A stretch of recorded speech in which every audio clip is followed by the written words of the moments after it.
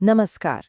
कभी सोचा है कि ऐसा क्यों होता है कि कुछ लोग चुनौतियों के सामने टूटकर बिखर जाते हैं और कुछ लोग उन्हीं चुनौतियों से और भी ज्यादा मजबूत होकर निकलते हैं? आज हम उसी अटूट जज्बे के पीछे छिपे ज्ञान को समझेंगे। ये वो रास्ता है जो हमें भीड़ में खो जाने से बचाता है और एक शक्ति बनने की प्रेरणा देता है। अपनी काबिलियत इतनी बढ़ाओ कि तुम्हें हराने के लिए लोग कोशिश नहीं बल्कि साजिशें करने लगें। ये सिर्फ एक लाइन नहीं है, ये एक सच्चाई है। ये उस सफ़र की शुरुआत है जहाँ एक इंसान को पहले तो कोई नोटिस तक नहीं करता और फिर वही इंसान इतना ताकतवर बन जाता है कि लोग उससे जलने लगते हैं। तो ये जो बदलाव है ना, इसकी शुरुआत होती है एक इम्तिहान से। पहला पड़ाव है दुनिया की परीक्षा। यहीं पर हमें जिंदगी की पहली बड़ी मुश्किलों और चुनौतियों का सामना करना पड़ता है। देखिए, ये एक कड़वा सच है कि जब तक कोई कमजोर रहता है, दुनिया उसे नजरअंदाज करती है। लेकिन जैसे ही वही इंसान शक्तिशाली बनता है, तो फिर उसे नीचे गिराने की कोशिशें शुरू हो जाती हैं। तो अगर किसी का विरोध हो रहा है, तो इसे निराशा की वजह नहीं, बल्कि इसे बढ़ती हुई ताकत और कामयाबी की एक निशानी समझना चाहिए। इस रास्ते पर चलते हुए गिरना, ठोकर लगना, ये तो बहुत ही नॉर्मल है। जरूरी ये समझना है कि फेलियर कोई अंत नहीं है, बल्कि ये तो इस सफर का एक बहुत ही जरूरी हिस्सा है। गिरना शायद हमारे हाथ में न हो, लेकिन गिरे रहना है या उठकर फिर से खड़ा होना है, ये पूरी तरह से हमारा अपना फैसला होता है। और असल में यही फैसला तय करता है कि कहानी का अंत क्या होगा। और यहीं से एक बात साफ हो जाती है, असली विजेता वो नहीं जो कभी गिरता ही नहीं, बल्कि वो है जो हर बार गिरकर और ज्यादा मजबूती के साथ उठता है। सच्ची जीत तो इसी जज्बे में छिपी है।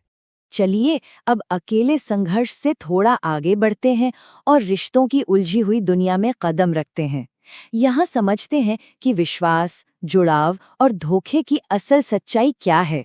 रिश्ते ना बड़े नाजुक होते हैं। सोचिए, जैसे शीशा एक छोटी सी गलती से टूट जाता है, वैसे ही रिश्ते अक्सर गलत फहमियों की वजह से बिखर जाते हैं।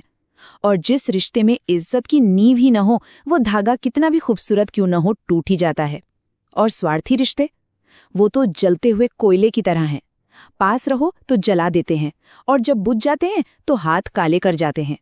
अक्सर ऐसा होता है ना कि कोई हमारी जिंदगी से चला जाता है और लगता है जैसे सब खत्म हो गया। लेकिन क्या पता, शायद ये कुदरत का एक इशारा हो कि वो हमारे लिए किसी बेहतर इंसान या एक बेहतर भविष्य का दरवाज़ा खोल रही है। ये सोच हर नुकसान को एक नई शुरुआत के मौके में बदल सकती है। तो अब तक तो बात थी बाहरी दुनिया की। चलिए अब इस कहानी का रुख अंदर की तरफ मोड़ते हैं, क्योंकि सबसे बड़ी लड़ाइयाँ मैदान में नहीं बल्कि मन के अंदर लड़ी जाती हैं। अहंकार की, इच्छाओं की और सच्ची शांति की तलाश की लड़ाई।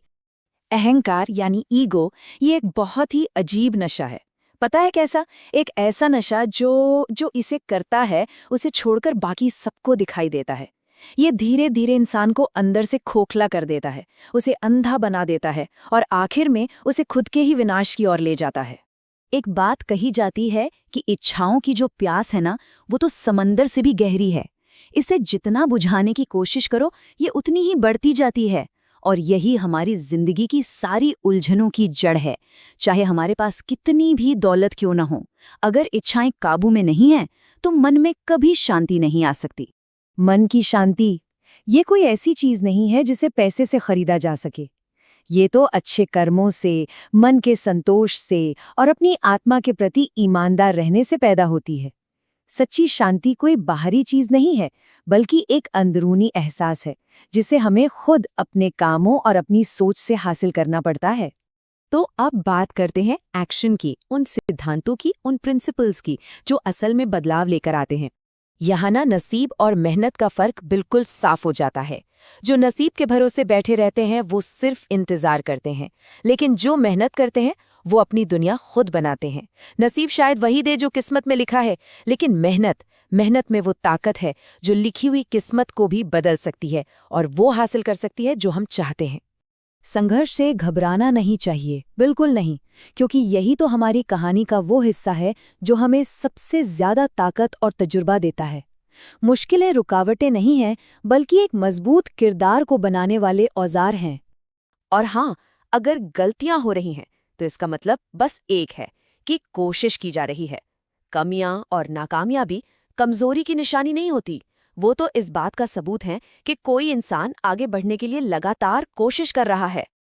और इसी के साथ हम पहुंचते हैं अपने सफर के आखिरी पड़ाव पर, यानी अटूट बनने की अवस्था, जहां हमें मिलता है मजबूत आत्मसम्मान और मन की शांति। एक बहुत जरूरी बात, अपनी कीमत वहां साबित करने में अपनी एनर्जी जाया करने का कोई फायदा नहीं जहां लोग उसे समझने को तैयार ही नहीं हों। कभी कभी ऐसे लोगों के सामने चुप रहना ही सबसे बड़ी समझदारी होती है। ये अपनी ताकत को सही जगह के लिए बचाने का एक तरीका है। किसी भी इंसान का असली वजूद, उसकी असली पहचान सिर्फ 4 चीज़ों से बनती है। उसका व्यवहार कैसा है, उसकी नीयत कितनी साफ है, उसका दिल कैसा है और उसकी ईमानदारी। ये वो गुण हैं जो किसी की उम्र या शक्ल सूरत से कहीं ज्यादा मायने रखते हैं। पता है हमारी असली एनर्जी क्या है? हमारे विचार। हम जैसा सोचते हैं ठीक वैसा ही महसूस करते हैं और वैसी ही दुनिया अपने लिए बना लेते हैं।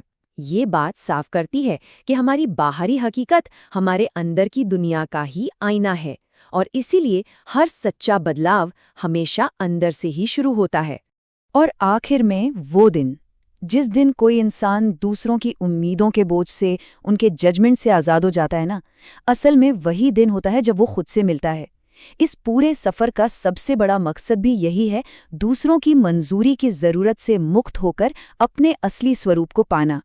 तो आखिर में ये सब जानने और समझने के बाद एक सवाल खुद से पूछना बनता है, जब सब कुछ कहे और कर दिया जाएगा, जब सब कुछ खत्म हो जाएगा, तो हमारे काम, हमारे कर्म, हमारे बारे में क्या कहानी सुनाएंगे?